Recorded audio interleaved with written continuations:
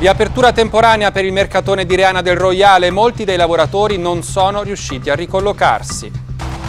Il mercatone di Reana del Roiale si prepara ad una riapertura parziale nei weekend di dicembre in attesa della definizione delle proposte di acquisto per i diversi punti vendita, e sulla modalità di reperimento del personale interviene il Movimento 5 Stelle, il servizio di Rita Miccoli e Francesca Vigori.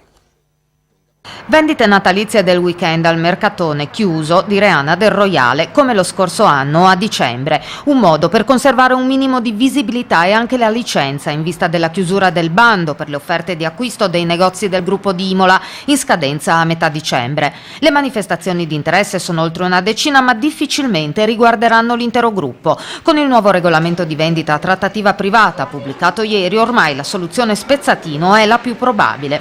A Reana del Roiale, intanto, il grande magazzino è stato suddiviso. In una metà degli spazi sta per aprire un nuovo supermercato della catena Aldi, che ha affittato gli spazi dai proprietari dell'immobile di cui anche Mercatone è affittuario. Finora però i dipendenti di Mercatone non sono stati coinvolti in un possibile ricollocamento, sottolinea Cristian Sergo dei 5 Stelle, che chiede alla Regione un interessamento sul caso. Noi crediamo che le istituzioni possano in qualche modo anche capire chi sta arrivando sul nostro territorio, se non proprio debbano, anche per segnalargli quelle che sono le possibilità di venire a fare imprenditoria da noi, e quindi dargli anche la possibilità di assumere persone che hanno già lavorato nel settore, e poi sarà una decisione dell'imprenditore nuovo.